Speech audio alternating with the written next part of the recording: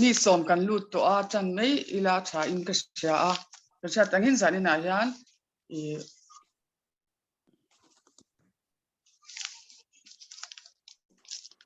เสียมันเห็นจันหินท็อปิกสตดีกันในโดนอเมริกาจุดมีมาจวนจงใจเขานะคะในเล่มภาษาอิลาชาอินกริงาจวนินกันอินคอมนะกันเฟลชิปเตจันนั้นไบเบิลจ้างหุ่นขัดมี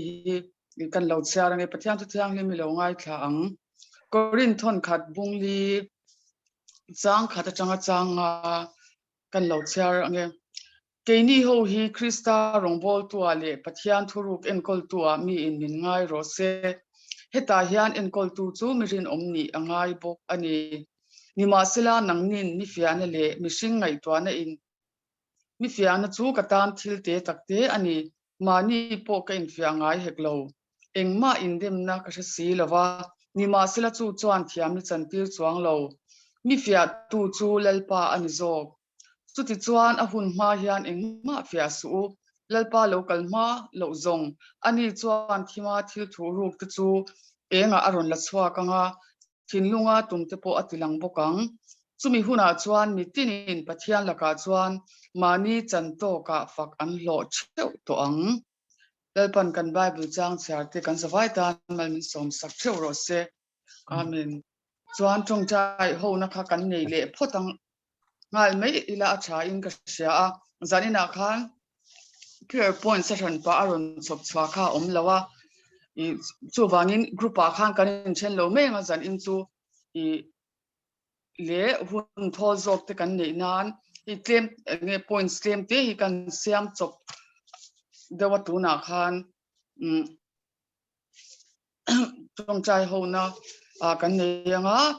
ประคัดน่าจะปะเทียนเนี่ยน่ะลมถูกันสวยงาปะเทียนมินไก่สวยเนี่ยเตมินอมปุยเนี่ยเตมินเงี้ยนี่เอ็นกอลเนี่ยซงอาจจะใส่นะฮันปะเทียนเนี่ยน่ะลมถูสวยละEMFI อังปนพออินทิ้งอินสิเลนการะพอไลฟ์เทโลปนออนไลน์เต็นเฟลชิปเตกันในเซลที่เห็นที่ปะเทียนมินอมปุยเนี่ยอวังอันนี้จู่วางินปะเทียนเนี่ยน่ะใส่นะฮันลมถูสวยลังจวนอปันนี้นะจวนEMFI นะกัน support ZMCME จุงละละค่ะจันนะฮันจงใจปุยอีลังอเลขจรนักงอาเตที่สาเลทาราวาเตมาอโลโซนาเงี้ยนี่กัลเซลเทนตูรินfinancial support กันเป็นชิ้นจันนะฮันจงใจปุยพกิลังจวนคอมมิตปฐมนะจวนคอมมิตจีกันเราด่าตัวอังคานินEMFI workers ตัวค่ะปะเทียนเนี่ยนะดีลจุงินเงี้ยนี่ไงเวนิลาที่อากันด่าค่ะจันนะฮันจงปะเทียนเรมอตินี่จวนEMFI มิโซรัมตาน workers ตัว ZMC อาเทปกัลตัวค่ะเงี้ยนี่ปะเทียนเนี่ยนะดีลีลาที่อินจันนะฮันจงใจพกิลังจวนกันเชียนเตตัวนั้นที่จวนนี่กันอินเชฟตัวละว่าโควิดฟังฮาร์สัตน์ตัวเตเล่ดำเหล่านะเตกันเซอร์เตเล่เช่นขัดสุขที่อ่างคันอันนิ่งจุดใจน่ะจวนกันตาชวกเหล่าไม่ยังขัดอย่างฮาร์สัตน์ตัวเตโควิดเตเล่นั่นน่ะดังฟังขัดอย่างอมเตตานคันใจน่ะเห็นจงใจบกิลาจวนตัวเบลาจวนที่ตัวไม่ยังจันอินากันmeeting ปะเทียนเนี่ยนะลานี่ละทินกันพุ่นจังตัวดร.เสียมาตานปอปะเทียนเนี่ยนะจงใจบกิลาทินเฮลัยมุนาเหลาลูดจงเตจันอินาเงี้ยนี่กันอินคอมช่วงจงเตกันที่สุดช่วงเต็นปะเทียนทาราวเทียงริมอมปุยนะเลี้ยไก่สวยนะกันดีลบกดอนยาจวนประคัดหน้าปะเทียนเนี่ยนะลมถูกันสวยงาจวนจุงละละ EMFI กัน support ทางกันจงใจงาจวน EMFI workers ตัวปะเทียนเนี่ยนะกันดีลบกงาจวนโควิดเละนัดนะดังที่อินาอธิบายกัน members เตกัน doctor community มีเตตานกันจงใจงาอันมิ่งขัดสุกันเสียเทกันลำไม่งาจวนจันอินากันอิน fellowship เละกัน topic ละตัวดร.เสียมาตานเละกันอินคอมเตปะเทียนเนี่ยนะลานินจงใจนะคะมังอีหลังจวนอตบนะคะกะเหลาเสียงไม่โดนยากันสบายอันนิวติลาตุนะจงใจเฮาในหลวงมัง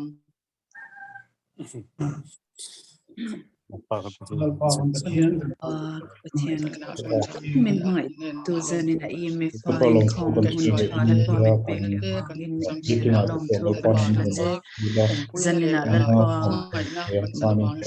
khongai na wangin lalpa EMFI te kave ka bed big lalpa tera tang nun za poini thangin kan premiting alfel te nei the lalpa min shroin le min en ko min lalpa min shroin zong zonga lom thu kan sia olalpa tam min mangai tu zanina hian lalpa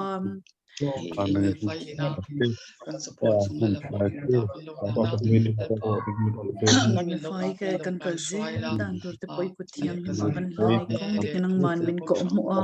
lalpa zanina kan meeting nei tur poi kuthiam ni ma kan la na tin he EMFI tina lalpa zerlai khosakhar sa kan support dan kan randila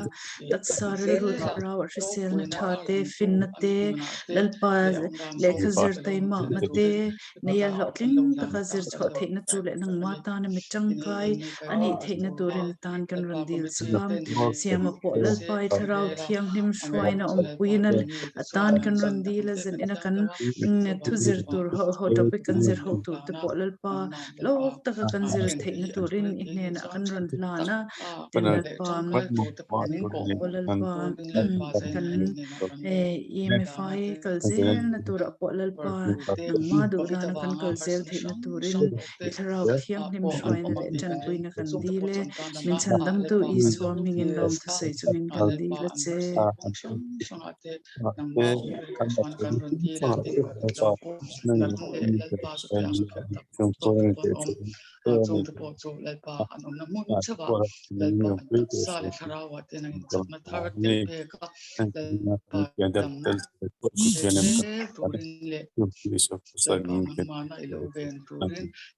ayan lal puta kan lo lan bok ani ol pa do tam mangai tu zan mi te do na lal pa ta kan lewin lan li a lal pa za ina hel nang ma du dan nga kan lo mana kan hun chang tu tur tak to siang po in bua sai na te nangin mal lo som la zaina kan thil zir tu te lalpa sha thiam theina turin nangin fin na te le kan tharau mi te nangin min lo ti men sakla lalpa kanin khom hi abula changa to thang nang man min kai shwaya tharau hun khata min pola lalpa min ompui turin ikuta kan lo in hlane engkim kan ti hi ro puina lo ni se chung chung mai min sandam tu ifapa iswa krista min kan dilin kan ro in hlane amen tuna chuan siama hne na khan hun penghal main ilanga tha in ka ringa za ina hian doctor as a leader ti kha doctor siama hne changin kan ngai thadon ani chuan atopa lama kha chuan huna omdana zirin nge ni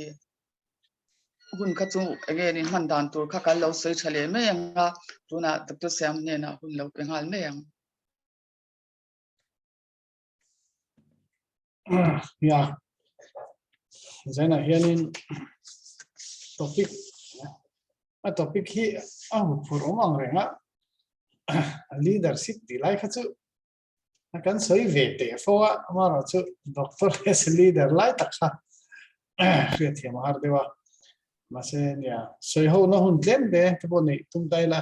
engchen nge soi tu ti hi ria thiam har de la ka maro chu kan soi chhoje la hu ni khil danin nang lo mai don nia kan chung trai to wangin chung trai na nei to lo mai la nia leadership hi kan ti ve ta chena leadership ti ka hria tir phejonin hagai seminara minron som tir tel veron ti tir doctor engte min lo introduce a minron phone tir phejon what leader katia what leader in leader ma kan la ve katia mase kalve taroi khania chuanin nu ve taroya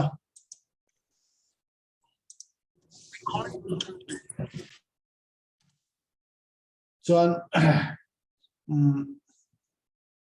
tu na chuan kan soi ve a hagai ang te hi tu na chuan next gen te kan tia umali hawin next gen te kan ti chaw te khan amaro chu lo poimo mei alo ni a leadership ti hi lo poimo mei zir tham lo ni a how to ti na te mu kha lo ni lo ti te anjir chaw ve zela chu chon tui na thar min te a tiang khan chu leadership chung chang kha zir han brief dewin han zirila chuan doctor lai khatlem han khoila abaka hianin hun om chuan isua leadership principle som lek angeni a practice thin mo kha entaila doctor kan ni na angin chu kan practice em ti lai te kha en bokila ti kha karil ro lo lan da na dia screen kan share anga kan hu them okay tiang hi ni a session thil tum seminar ang dele kan session thil tum kan ti thapanga pathian in try to leader ni turin min ruat ti zir chwa kan tumanga doctor kan ni na nga try to ni na poimo bi kan nei ti zir chwa kan tum bokanga chuan iswa shwaidan mo iswa leadership at idan tem zir chwa kan tum bok do ni kha zaina kan thil tumani Genesis bung khat chang som ni paroka hianin tin pathianin kan an puin ke mani ang taking ring siamila anni chu tu fin ria sanga chunga te ran nu le bok vakal zong chunga te thu inei ti rang u atiani hitlai mani ka ngai thang pakhata chuni Bible bung poimo verchu Genesis bung khatle bung ni na hi ani antia adik mai the diklo mai the amaro chu hey pathiani na a plan dan kha injia khani chu bung khatle bung ni hian engkem mai hi injia kha e thil tam ta injia chu mi zinga chunin mi hring hi chung nung big le thu nei tir big mo leader ni turin pathiani min siamani mo chang som ni paruk hemi zom zela phe chuanin khadem khanin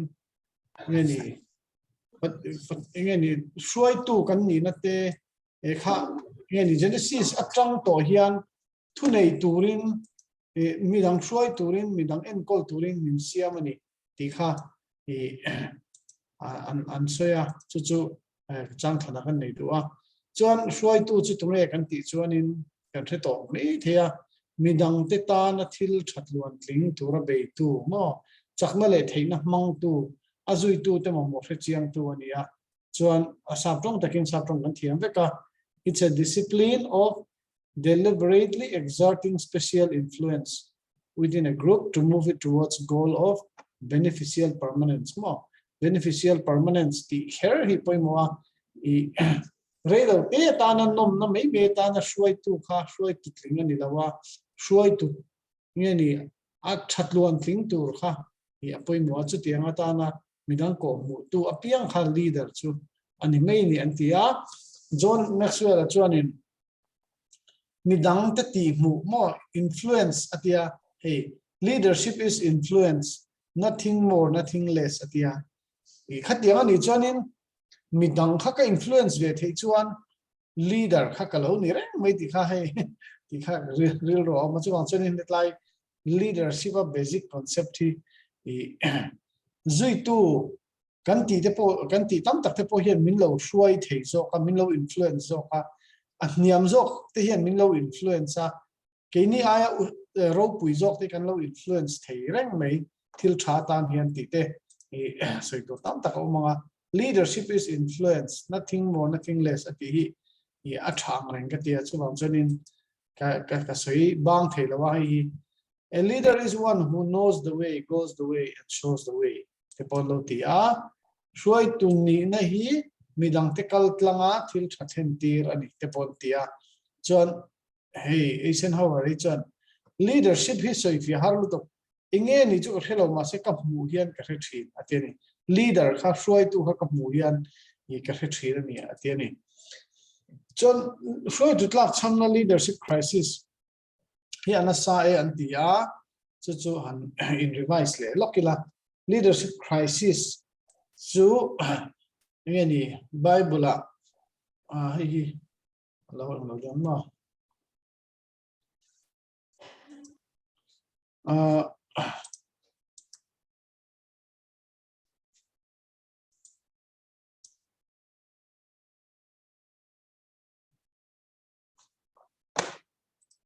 Bible hianin Bible le tunlai khovela po hianin leadership crisis hi anasa emema thin ura thin Bible apo Ezekiel ade to hian thin ura ram chu ti chiat tek lo nan abang chim rem thatur a chelai lo tang tur mi mo a chelai siam thatu ti khai hi le thar zo ania anjinga ka zonga ka mu zo hau lo ate ni chuwang chonin tin emi chian na em chu kan ram apo hianin a politics zone ni lo ni kher lovin a chian na em chu kan chan chin bu hi lo chiar veila kan chan chin bu kan chiar chuan wanglai ni te aizol post te kan chan chin bu zong zo hian article ziak tu hianin shoi tu tha kan mamo ti hi ni tin chu sai thelowa ni tin deuh tho hian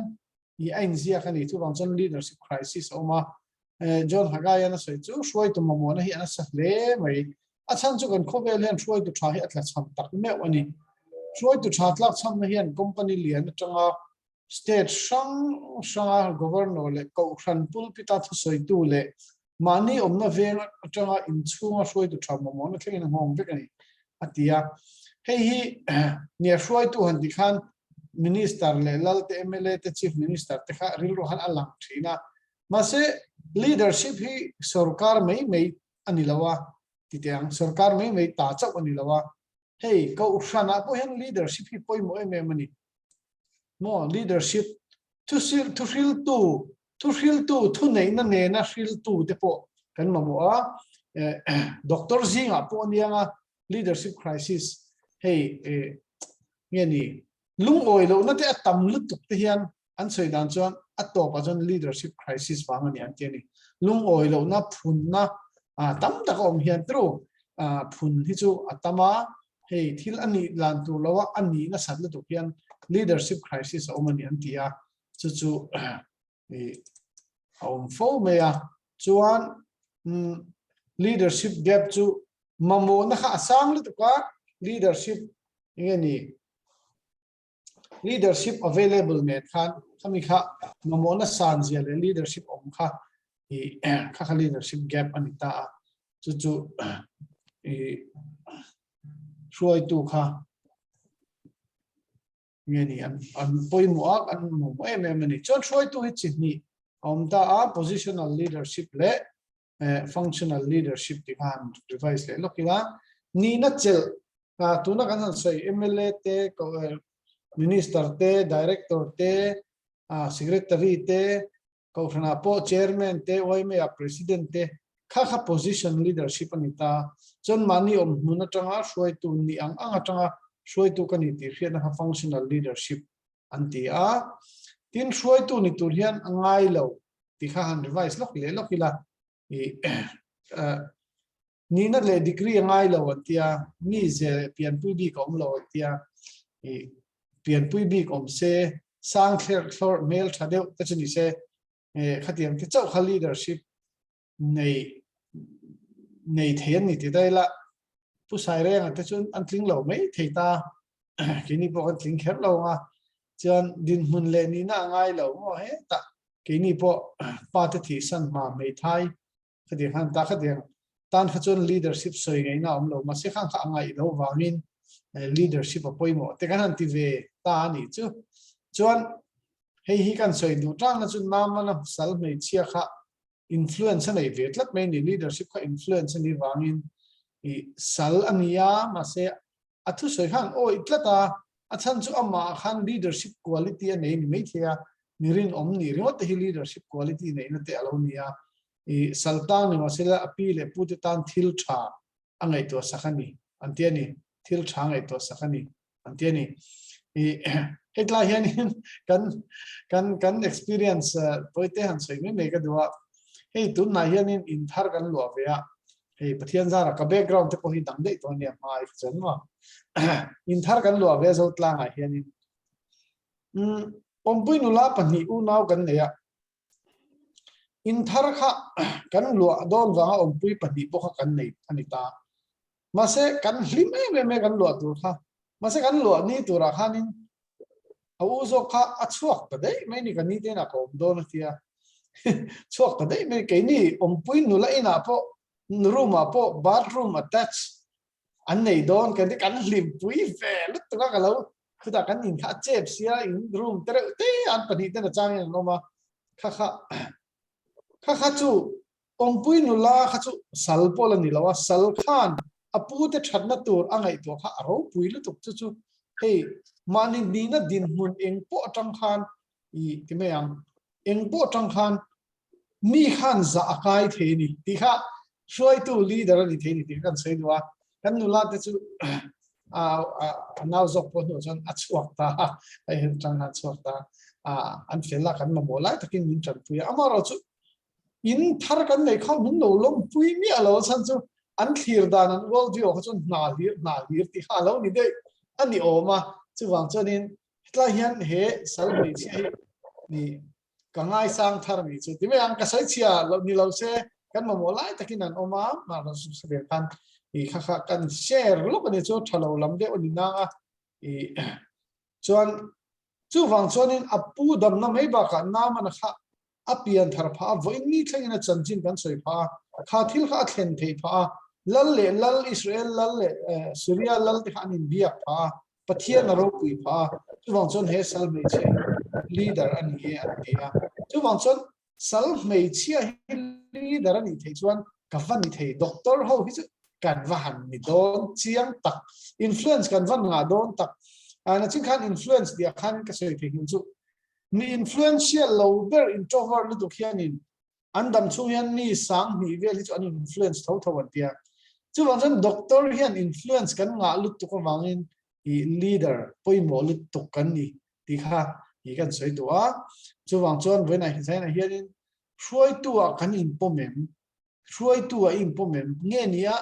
in ngai tlom de in entina nei ulom pui kan chairman hi ui ke chu shuai tu kan ni lo anti vel don ta ni ma se min han influence turu je chmo ulom pui kan tia te khan aru khet kan ngai sanga man jana meeting kan nei phi pahian he ta lawyer lampang pu je si te pe che pilom pui lo tel ka boss an tia ni chmo chu wang choni hey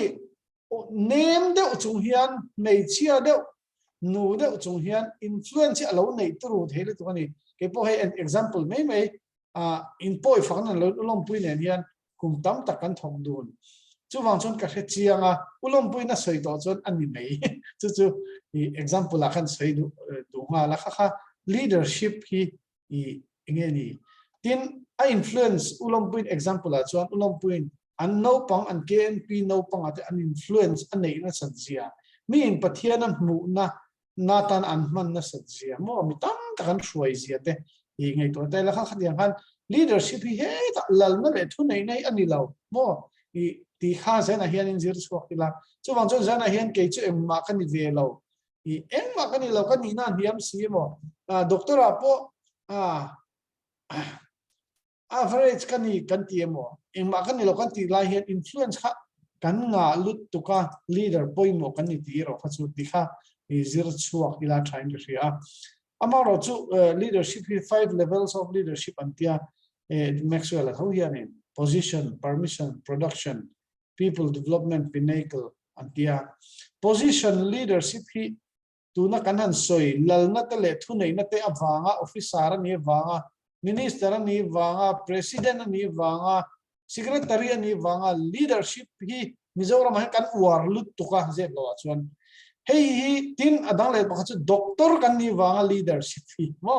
doctor kan ni wanga enge moria wa inriat na chapo na kha ti me yang mo kan chapo thin tru doctor ho hi je lo chuan tlan lo ni der kan tlana voina de po pero min hau chuan doctor ti kan soi me yang kan ti de kha leadership level miam ber ni chu mo leadership chu ni ve thun nei ve tlat ni chunga te an mi han influence ve tlat mà sẽ doctor kan ni wang chowa mi zinga hoi kang de theinia ka intria chon leadership level niam ber ani mo mà sẽ leadership quality ke ma pathian wang te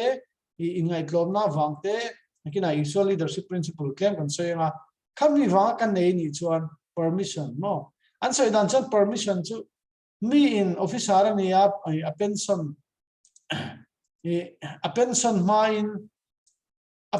ma chon athun oi lutuk mo athun oi lutuk kan naw te pon dianga kan nurse te ho te potru ma se pension chia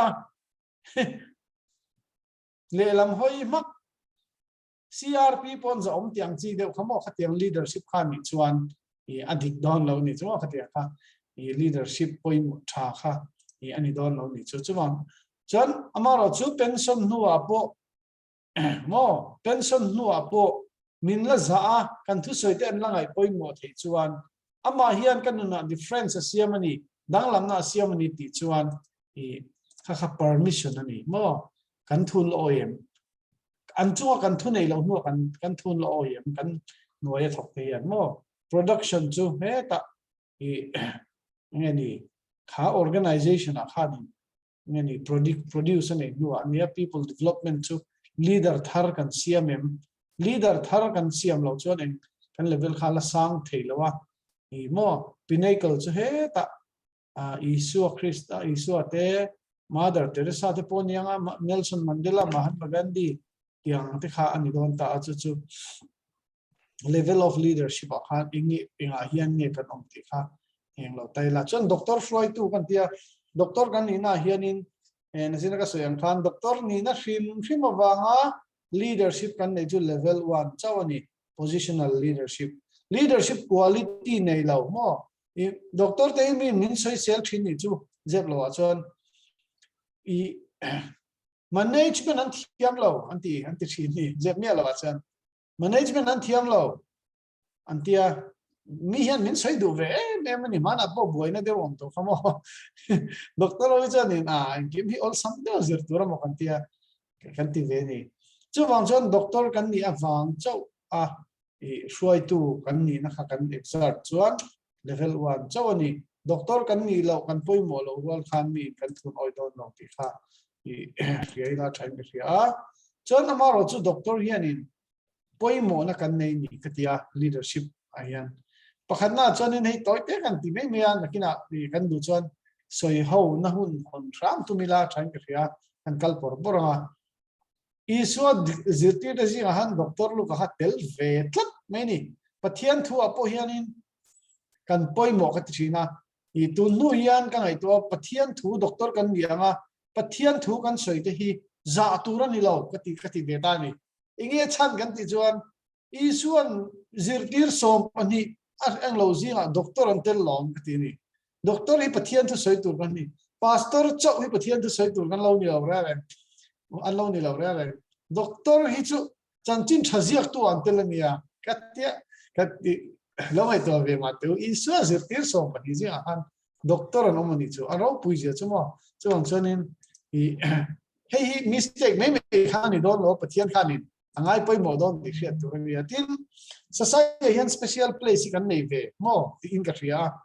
chu ke ma hian a chiang khop mai jep mi lo chon mi introvert lu tok kan ya inge ni emma ni lo interest kan ya amora chu doctor ka zir nu hianin association re an din hian doctor pakhatal tel vero se veng chunga committee ni se tin heta inge mo hey medical thil kha lo thlem thina eng ma ni na nei lo mai la special place kan nei de kan thu hi an ngai chang top ve top mai ni chu wang chon doctor te kan van poi mo em ti kha zena hian garil ro alanga khai kan titela tin mi kan thu ngai chang ve hrim kha chu kan soi to tin mi mang an ber la ya kan ni kan thiat sa ni ma se hei hi kan lo thei hi le thina attend page chu doctor then khat page kan lo tong le what thina ni mo chu wang chonin doctor kan ni hian poi mo na tam tak acting tela tin evangelism hian chanchin thashila te midang pathian hian a hruaya hianin poi mo em ma chan chu kan chu kan mai changa kan nun le che sia zong zong an thira doctor zurui te hianin miri lu hi atinang ngoi ni zep lo chuan doctor zurui hi kan tamang re boxia time ang kan tamang re time la I vele thin boxia tin mission field ta te he sang pui te pon kala jangkai em martin kan thok pui te hospital na te hian doctor hian influence kan nei na sa ma kan nau te zong ti kan nia kan influence na sajia hi tin hospital a phejan thu nei na hi kan nei te le hala man de wa phejan kan thian ba MCS pakhatia na se doctor awi in hospital in ti thulu to ka wa ta tang dia chuak ro te min ti mai ka office a in ron kal ve huna chuak ro ka ti biang atia he kan thu hi alo ro rum the yang ren ni chori zo mi ya hian mo chu wang so kan tho na he kan nau te kan thian te kan patient chung te kan trung kam pakhat po hi an lo soi non mai thin lo nia ICU a patient ni a that biao hi ti te lo mang ren ko ba doctor ina that biao hi ti te a zana te nan thi ya mi na phone na mi rom biak ni hian mi chan chin soi dei a har kati tol hei I a chan chu a ziom dewe kan ti te hian ni an lo ziom lo le thin mok sia ti an deu khan chon isua ke bula midang te shwai tu leadership poimo per pol ani a chan chu engate kan ti chen leadership definition a khan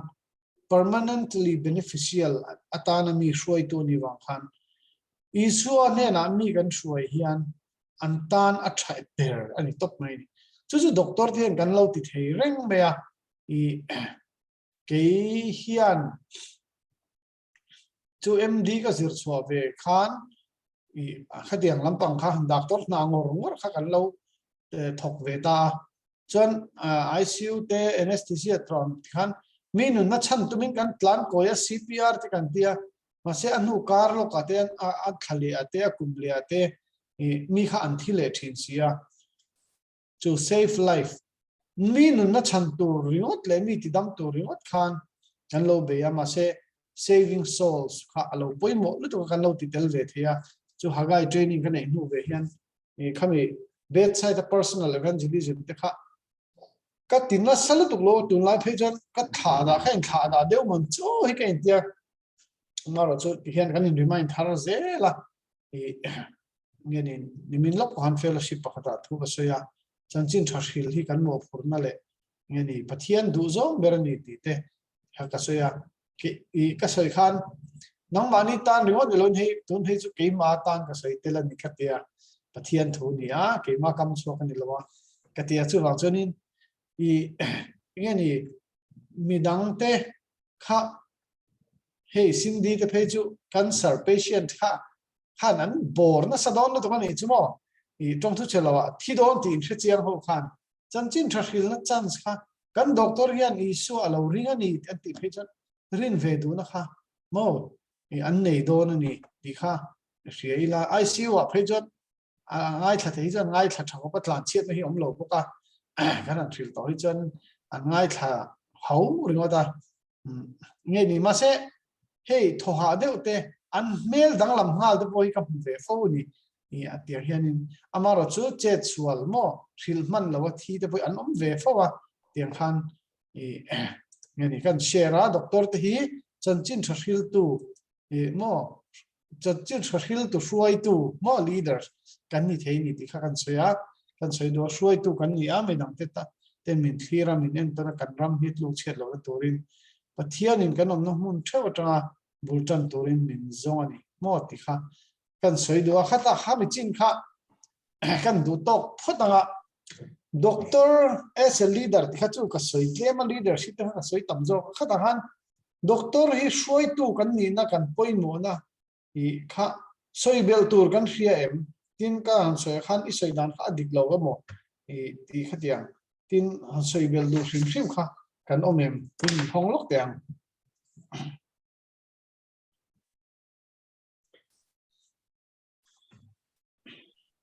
point pakhat chia doctor te chu ni chena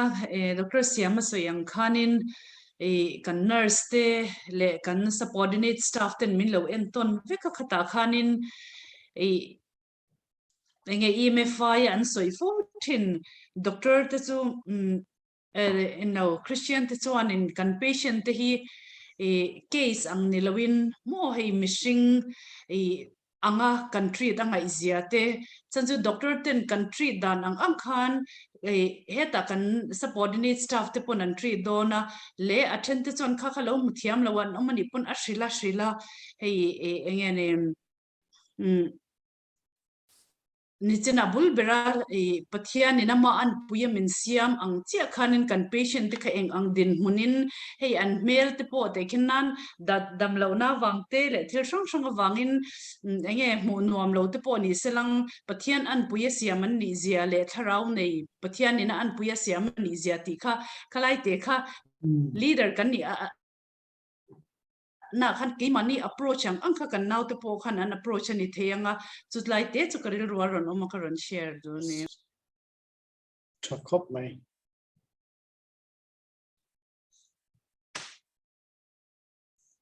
if you can so do name doctor as a leader topic min petu khania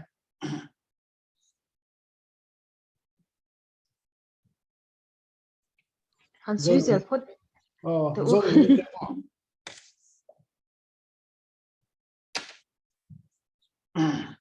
Kubi ke ate so do name Kubi ke le han soi vak tu po kat nei chuang lem do thil pat ka ton pe mai doctor siam te na mana kan tho lai to khan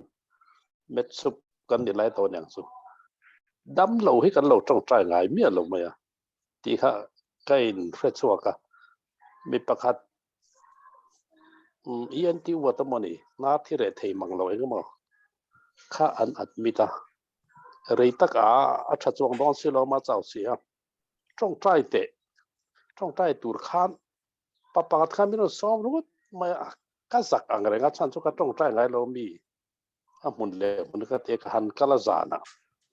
chuan lam ka siam nar so khan ka trong trai tien riang ti te pok lawa kan trong trai ta to wa chuan eng chuan lam siamin ka trong trai ta atu khan chuak ta a nu de khan ka trong trai wang nge ni ka adam ti kha an dun min ron thina chu kum tam tang ni ta ma ni kum lok khan kha pa thi mai tu ran chuania a thi thu kha tan phil wi ni min ron thil leta khatiang de hlek khan opportunity kan lo tam mai o mang oti hey dam lo hi entry ni ten entry kan la nia a mun le muna dam boy han choi chu ol khop ma trong try hi kan ti turani o mang oti tu nu en ka chok ta kan dam lo kan en no wa kan ngai tla han trong try hi kan lo te lo chu ke ma experience mai chu po so in la rong ta ka ti o ma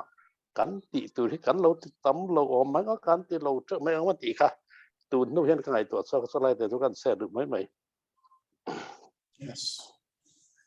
chakop mai ya trong trai hi har khop mai trong trai tur hian mi dang ti de hi ola ma se doctor treating doctor nge mi han trong trai hi ma se mana ka hiat pakhat chu doctor trong trai hian pathian ro pui da zuala i nge ni doctor khan pathian ro pui da kan hiat chian awangin kan ti thei bak ti thei tu ni ti kha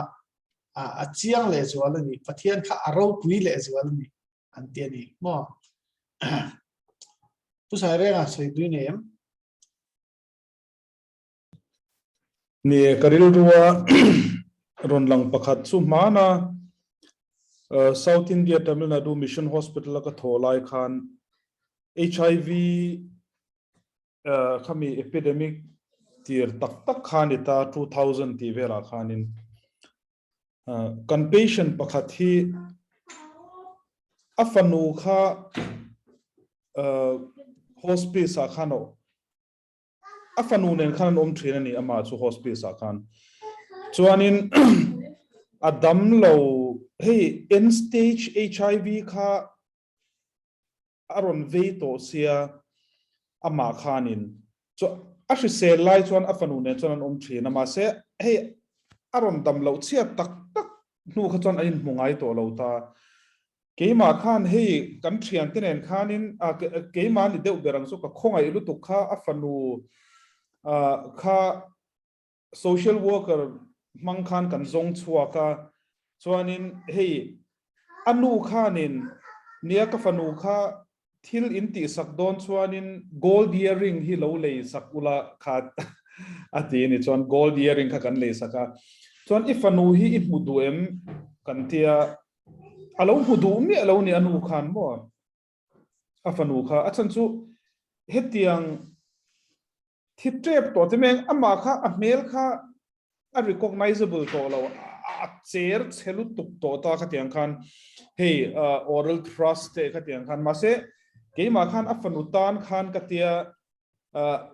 nu anu fa in mutir tur khanin kan buat saya hospital a khan kanin mutir ta ni anu fa chuan but then anin mu khan hey afanu po khanin anu en dan kha akalo ngai to lutuk chi alawa enga po chu ni se kan soi zo kan soi tu ma chu doctor te hi siam soyang khanin midang chuan in leaders angin min ngai ni abik takin hospital a chuan leader chu kan ni te me umei we are positional leaders khamini rol khanin pathian kebula mi kan hruai tur ni chuan kan ti tur ang emo kan ti tur ni silo kan ti polo om theita ni kan soi tum takachu doctor te hi kan sensitive le zolavan poimo takem kan patients te chunga hian asan chu patients zong zong anin angvek lo at phe ka kan va treat thei khan ni tlat lo ta ni enge a great sang zo ka soi ti na ni chumo te men Christian tak kaning lo don chuan asan chu hemi patient pakhat kan va treat ang khan a next patient la kha a thei chuang lo chuwang chuan pathian hi ke man hian kan kom tamawan ngai tak em pathian atang hian fin na kan van ne van ngai tak em su tiang zong zong ti om zenei thei tur chu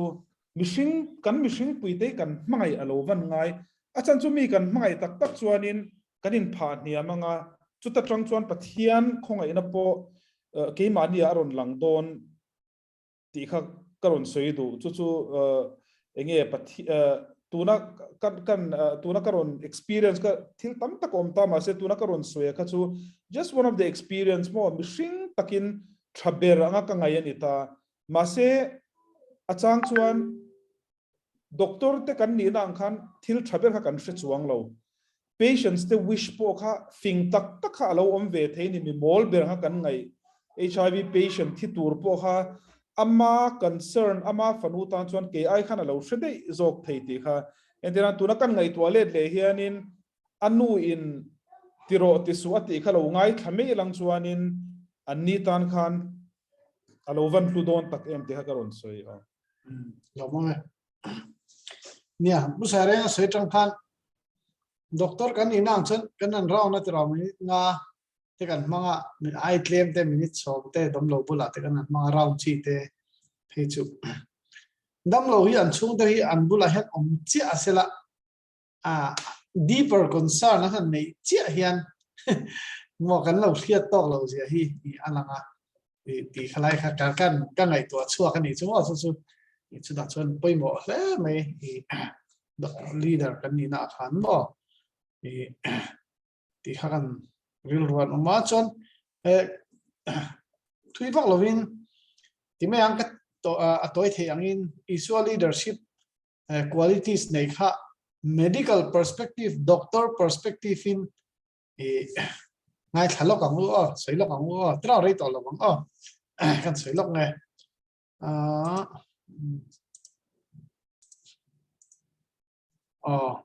issue leadership principle then khatte doctor te point kan nei ngei tura poimo kan tia som lek kan englawa pakhana chuanin servant leadership aman poimo em tru shuai tu rongbol tu doctor leader mo servant heart kan ne fan poimo marka bung ko chang sum thum pali a chuan he tia tu po ma saber ni du chan ni zong aya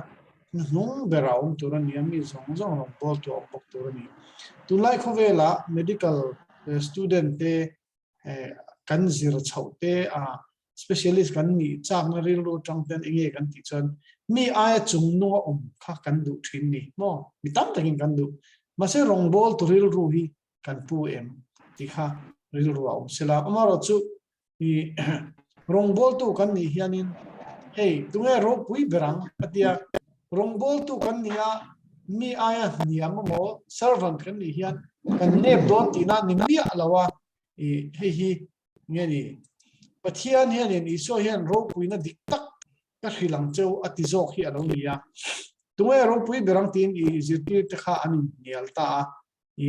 iso khan he ta se hian injing ro pui bel chu rong in rong minang rong bol tu ri turani atia cho nei hi mi mitheng khatin mi ansoi chu leading by serving mo i paradigm mo he khovel chon ro pui ber chu i ro pui don chon i rong min an bo langa tia ma se pathian thu chon in i ro pui don chon mi rong i bo langa tia i mother teresa tangin alanga amaro chu mi ke sil le khatiam chu kha serving an yem ti kha ero chu ngai tu anga ya i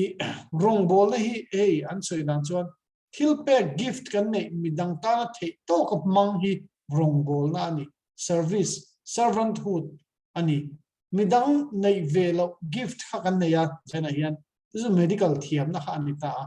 chu medical thiam na chu ui lo midang ta na kan man hian i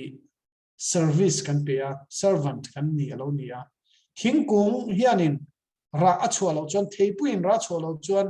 i hau hlum an yangin thingkung po thei hai kung po ra chua dura be se ni ya ra chua lo chuan shemang te kan tia mana kan kong thang a hianin thei hai hi ong vea kan om na kan veng kha dam se ra thei sila ka pa te hian kanu hian shemang atia azuk sat vak vak atiang shem hian chang chu na ra thi tia chu a jon pathian kan ra chual a ra lem thei lo a to ba phe to kan titta mo shem ngai kha kan lo ni ngem thiam na nei si mang si lo te kha kan lo ni ngem a thei nia mo ke po hi biak ka har so le tu se lo chan mi ta nian mana siam ha kan to chi lo me mo di de kan ai to chang sun mo mi de hian min ko kha deu to tlak amazon mi hian ani na de min ko kal dor dora ti ngai tu anga ai mai he hi design a hianin ti kha rilwa kan lo sang lu tuk to em ti te mo kha ngai to taila leadership through service mo not to be served but to serve ti hi ma na ka dona nia ka detail in ka sei lawanga iso khan mo rongbol saktur kan ni lawa midang rongbol tur kan ni chu doctor kan ni na in leadership kan nei na chu service zo kan ni adot le chon iso khan ati tur le atuma achiang ani ale lama chon niami serve tur kan ti rolin min kauna zong kan kalchon kan kal seng don lawa iso khan ati tur chianga boral te zong turin alo kala lala siaman tungpon ahman lawa atlan bowani mo chu wang chonin kan ti tur kan chiananga ya hi time management matrix antia hey thil urgent te kan ti nga ya thil not urgent mas point mo si de ate kan focus nga ya 24 hours kan ne ya minang pon an nei wangin urgent and important le not urgent important hi kan in focus na ani anga ni pathumna chonin enton tlakin an dung kan ti te iso ha enton tlakin ultimate integrity mo ama khanin he lungni lo na chon enga thole top mai ni chuwang chon mi enton tlakin kan nungem kan tlade roi ngai tra mi enton tlakin i polan mizirtu ni ro te kha kan ti venga mangem mo kan ti venga mangem mizirtu ni ro kha kan ti nga mangem chu lai chu dictionary nom na thiang him na mo thu soi le thil ti in mil soi angan nong mi mo tunla kan ram suai tu te khovel ram suai tu te ponya hey Russia ram te po hi katia attend in Russia chana attend in Ukraine chana attend in USA diklaw atia in ti findo chon Russia hi atan om rio antia dekhan maksak deu ni du chon Russia hi adikani ati turati ni ten ti maseka ka observe fiat passeju ka observation very ni chun Russia chuan Putin a chuan ti thang Putin a no Putin a chuan asipaya che khola Ukraine sira a che khola ingei ti don antia a nung chan zirani ka invade don lo tia no voi tam tak Russia ka invade don lo an invade ni khan khan ka invade don lo ti mase western countries how USA le how the chuan I invade don ni country a intelligence chu dia chiang antia tu na ta khathu ma in ready thei ka chiar ve na se me ma tu na ta khata in ready yang tu na ta kar khata in ready yang Russia can invade any moment anti tu ka an kap klat me tu soi nge dikzo ti khak khang ai to ka invade don lo ti chu kap nge i mo an tu soi hi ain dik le de we mo te ka tia chu wang chon in i tu nge thiam lo ti ai ma in i kan thu soi le kan thil ti hi ain milem ti kha world tonight current affairs perspective de lekin i kan soi ve ni chu chon fian realize toy thar thin tat me ni so hi doctor te kan buai tru kan buai kan tul engang pot soi mai la pun khan min dei tak chuang si lawa dro fati bula om tha kan tia pu sai re ang ten zoom line an bulan om han to ka mo chu wang cho zoom tur hello tam le sia in toy thar na hun te kan nei thaim a cái bộ cái xiang chặt le ngay thì nó chuan chuan isu an kan du chuan leadership tha nei kan du chuan in tuai thar ngai zi nga thova ti te hi mo apoi mo khovar pa de na tho ti te hi isu ti dan tia khovar ma ti kher te hi ava poi mo em har sanna plan san lo problem solving har sanna kan solve piang hian kan kai sang thina ni ten chu wang chon voina hian doctor kan ni na angte chung ko nu le pa kan ni na angte society kan responsibility ate har sanna lo om hian iso chon atlan san nai lowa doctor kan ni na po in hospital apo har sanna tam tak oma tlan chiat san chu kan ring zui ngai lo ma se har sanna ma chon thi chu kan nau de pon din ring thina e hospital apo leadership tha an na thona apo e kan nei thin do ni sadrak mesak abet nawa ti kham nei pui kal tlang lo se an ming kan thia rem chuwang chon har sana kal tlang thin te hi hriat reng an lo thin ni vision an nei tha iso khan vision nei tha hi chu vision rot po hi soi tamanya mind kan soi to a vision e apoi mo em ma thil tam tak thirangai thina vision om lo chuan e ramaboral thin mo ti te kan thria hi chu kan tam to kho bang vision apoi mo em vision han ti hianin i ke mani na thona kan hospital tan kan ram tan kha ania chu wang chon hi warila vision statement te ziakin da ila anti thina ni kan ram in vision mo tlai te hi kan soi duwa doctor hi ram shuai tu po kan ni the ni he positional tak point tu na po puthiam sa te pu be te yan oma tin megalaya phechonin kha tuna ama phechon doctor chief minister kha an ne ya hei ingani in rim sakal te phechonin classmate chin te kha anita ram shuai tu thangin kan ni the doctor hi kan poi mol tu ram re thei ber zinga mi tuna kan nia mi tan pui rengai re thei mo kan moral siam thada poi mo kan in sak dan te kan rot man tur manglo te awan mangan thak tak em tho hi pik thin ni ma so nei mai nom don lo ni change siam thei tu kha e kan ni doctor kan ni tojan mo phurna na sata kan nei ti te kha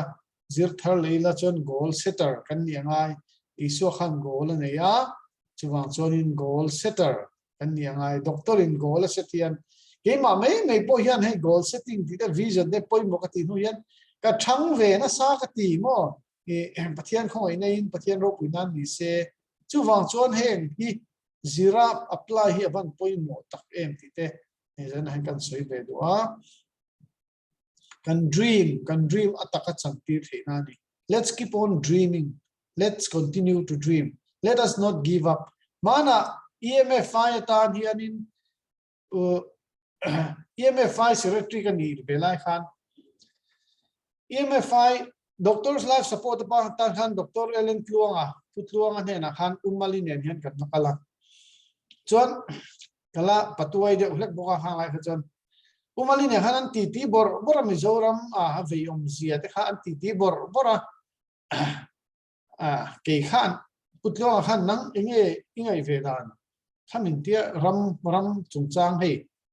Mizoram veiom thute the siam dang lamangai thute katran kan la ngai thute khan soya tia ke khan ge chu hei kangai ka soi pot na kangai dan tak khania ke chu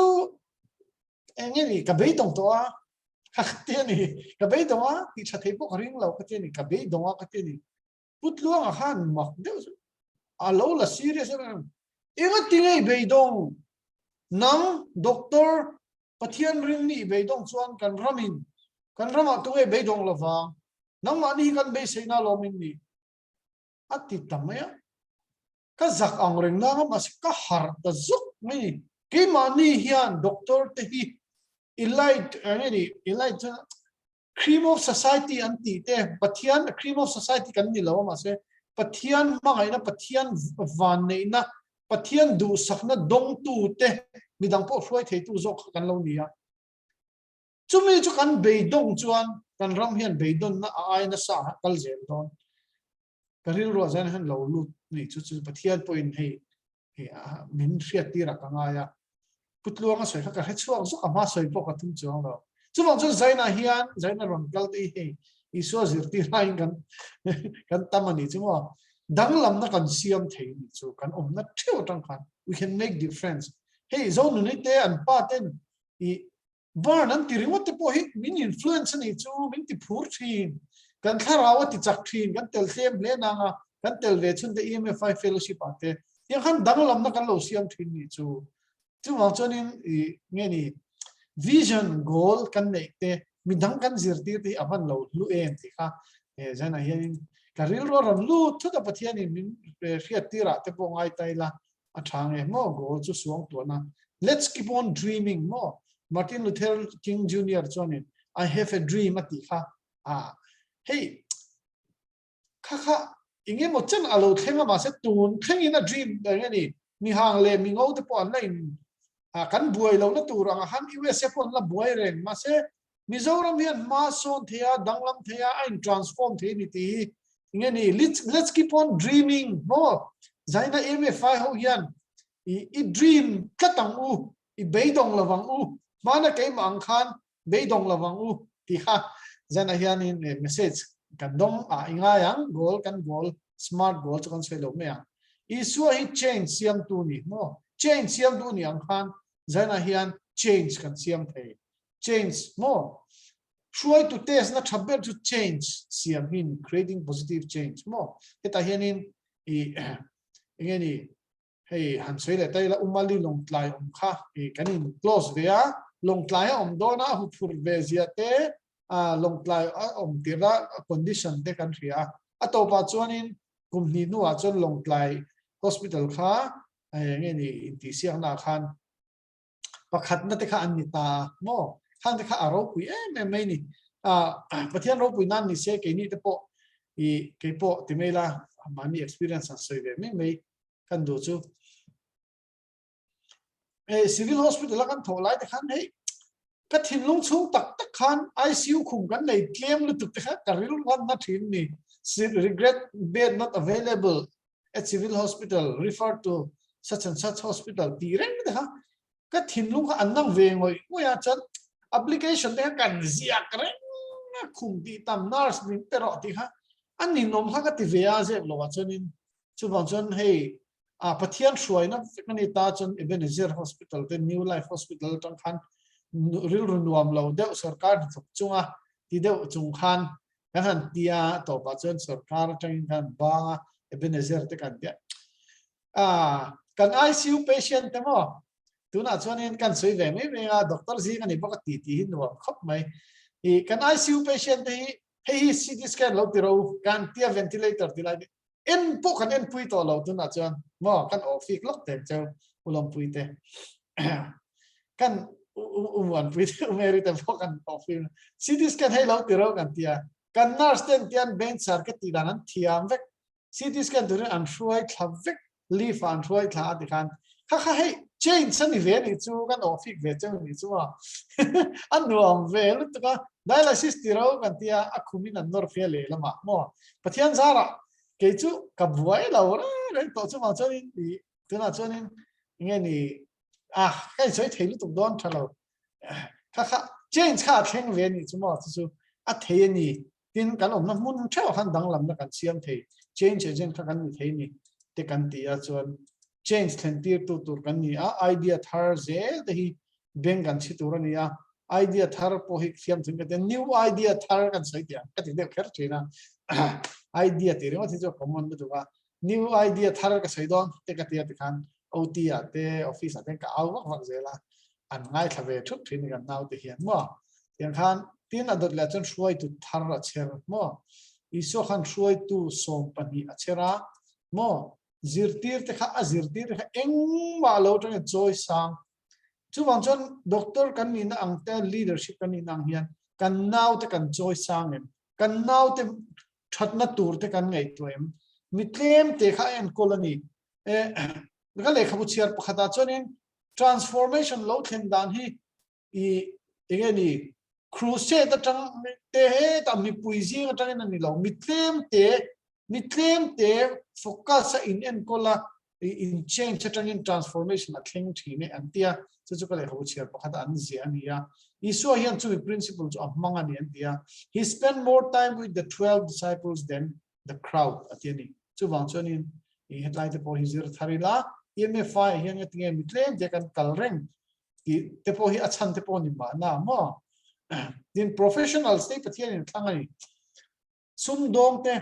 doctor te thanga chu wang chon we are professionals pathian khan in azir ti ra te a khan mo pastor thang lo ti pastor thang lo first circle khan pastor nom lo re tin chu mo han ngai to me te chu wang chon we have all the right to speak about the gospel. We have all the right to talk about Jesus and that. Any tiha. Zana hian zir chuak thari la thain kriya. Chan kan zo tet ton nia. Lo ri mama ton mo. Ato ba chan zo that finishing well. Hey umali ma na soi train kriyan huwa. Hey David wang le khabu hi kan englawa. I so kha zo thani. 2/3 of the leaders in the Bible did not finish well. He can even thar leila. Bible ami te Solomon at me upon finish well lo chuan ke ni hi ting kan finish well ang ti kha nei tua na lo ombok se pola chuanin ni katlan na tura katlan chu ka rin na chu ka vong re ngani chana hianin kanin kom hianin na soi thina pola hi fan ro pu ebro I have kept the faith zutia atia kala khere ani hey asap tong khamo I have kept the faith kan thi ni thlang atom thlangin shall we keep the faith chu in kai in cha thar liang John Miles Monroe hian in a say chu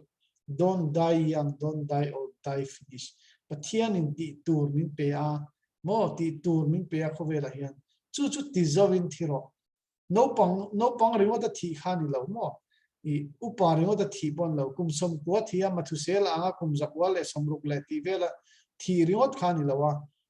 khowela pathian in ti turan in ti te man zo kha ban poi mo em ti khari lo ma isuan khowela hun mang zawa akin ta tia kan le khai Bible la chen kum thum le kani chen ti tur ti zawa it is finished atiani chuan chu kan finish we lang em ti kha kan khowel in khian shroi tu mamo mi pui tam takin an khata shroi mamo an mamo takresi lo wa khin an zonga chumi chen an mamo ber chu iso Christian hin a shroi thena ni a dam chung pon nun taman nei na turin tura shroi thei tu tur shroi tu pathian in zonga doctor shroi tu zana hian zonga ni chu leadership hi zirila let's talk about it and let's lead other people more chawang chan pathian in shroi tu ni turin min ko veka kan ram ti dam turin no pang heta kan da pathian in shroi theng turin doctor te pathian in shroi theng turin dam lo te pathian in shroi theng turin ram ti ra chan chin thashil turin min kawani kha khani sela kan shroi tu ku ta om sela soi ho na te ka soi te soi bel te adu de tiselan ahun tolome pathian no somwa se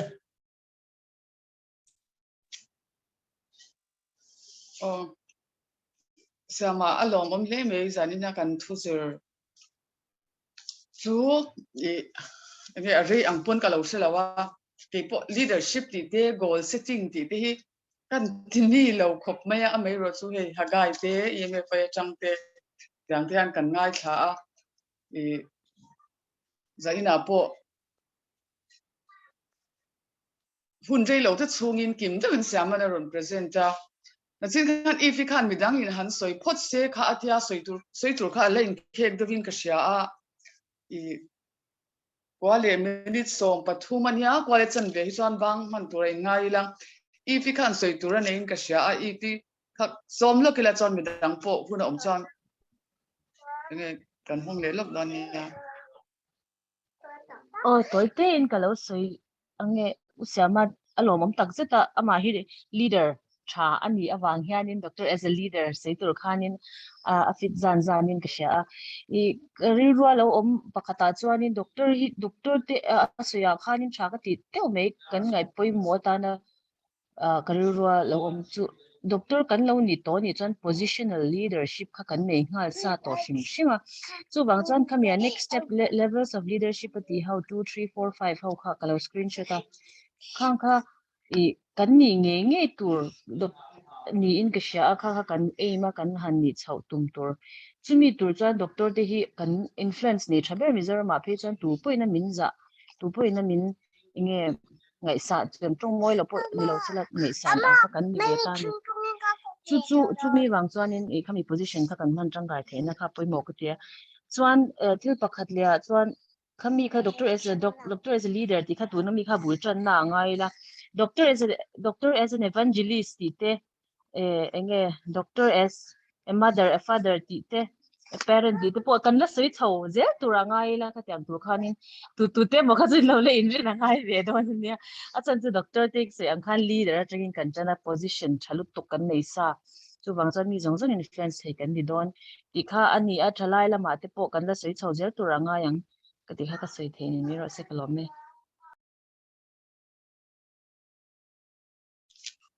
midang han comment le du lok kan omem zone ni ero in unmute in ka sia leadership usiama soikha atha ka telu to ka tunlai keipon kalau karil rolo omanta abik takin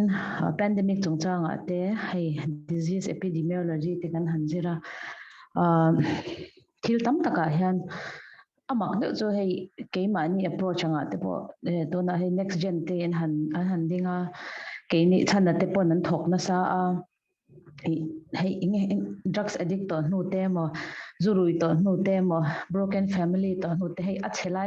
ache to sa kha hei inzai ther to sa kha thui kan lo tum thin ta ni ho nge het at the periphery mo ma se I enge periphery ka ti tertiary khan chan I tu ta poi mo ta be ta kha chu I a om na chan khale I khami om lo tur khan enge om theyang ti hi tun lai chu ro om ta usiama ron soi cha leader tha kan mamo na le leader tha vision nei tha kan mamo na hi kar ma sa khan dik tak chu ke po hi ka ngai ta han he ka be dong ta pani chu ka be dong ta ba ta HIV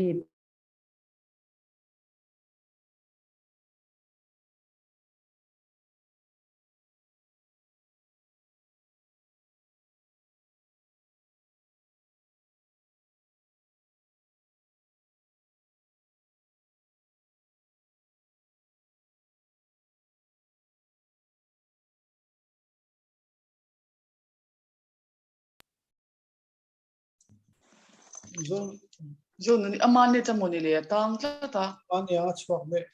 achwa be mo ani cha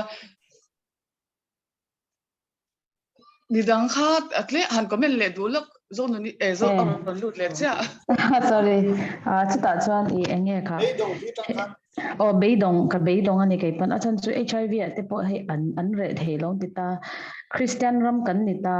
hei kan attitude thin chuma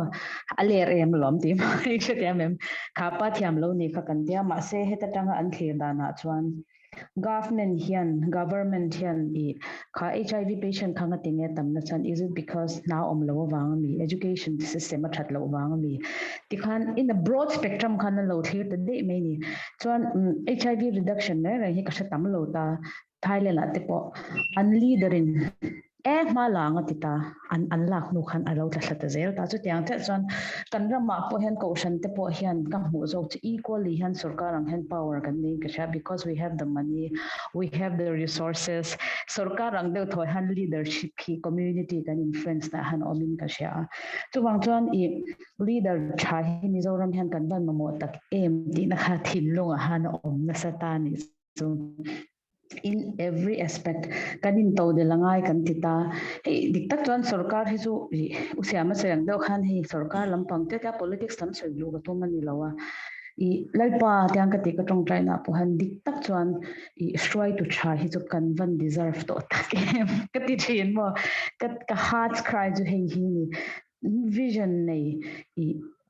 vision nei selfish lo ti to me ang hemi try to kan ni chuan hi tai hang ka hlo ka nga ti ni lovin what do I have a vision for this country mo hey to tiang chuan church a po leadership te zir tir tu kan lo ni chuan he ka department tan hen enge ka vision I enge khen pui ka tum chu mi khen pui tur chuan engtin nge ke hi ka lo equip theyang try to than ni tur chuan thiam te po hi nga ya in chiar pe te po nga ya I khang zong kha chan ina hei ka lo ngai thalo me kha leader chong chang ro lo om lai takin min kan pui min bless to kama se na nia kan give up lo tur ania tin iswa approach kha I athakop me hei tinge kan tiang thil dang en hi chan dik tak chan abe don thak top to ama se iswa hian be sei na hei a omin ka sha chu wang chuan I required na soi hi ka du ma ke ma po han ka ja thin chu Christians should aim for big things the big things kan aim tur ani so that kan thil kha kan aim kha kan achieve khan we know that it is not by our strength but by the strength of God alone ate so that God will be glorified at so wangchon leadership te po hi kan mamo lut tuka to na han kan hei ke ma umalite ne ka pin choka soibek lo me nga leader sam ta khoi ulam pui te po nya tong tam kher hi lo leader he hei usiamate I ivli ni te po leader kan tam lut tuka ni chuan tu manin mana kan EMFI ka ngai kha ka khan in dam chung hian tunge usindi mi soi kha tunge ron soi kha o series of nge kan fatele influence kan nei lo mo kan lo ti khan ka influence kan lo nei na salu tu ka ke ma ni on field on area khan chu wang chuan khang leadership quality hi pathian han sang han mi lo pe ni ti kha ke po kha zan in tang khan ka sha chon ma se ka ve ga chu enge kan as a tong tai na ang request lo ni le ta me ta se leader tha aron so ya khan church po hian we need good leaders mo politically po kan ram po hian we need good leader with a good vision la pakhat ka ngai thak thin chan Lord I want to be just like you cause you wants to be just like me ti ang khan lalpa Dr. John Dr. Joseph Khan mo say thin so I stop being a good leader now I'm a good leader leader kan ito lowa leader kan ito so ka khan leader thamin ni tiratita iswa hian kan lean tampo le will become a good leader ti kha chuan chan ina kan I thak kalom khop me kan dur tan khai sei ine iswa chuan leader chuan me influence chini ti te tin vision nei te tin doctors by default in the leadership hey quality position kan nei hi give up me lo tu ni te ron soi khan min influence khop me chuan next gen kha tha ka tir tuk te kan soi hal pok ni kha thank you zaina tan chuanin midang kha kan hong to ringa nakina enge soi ho na hun zau zo po khala turangai lang zaina kan thu zir le comments le ka me anwen ron share te po kha enge ni a hlok thak ngai nom topa pubi ke kha ka mu to lawa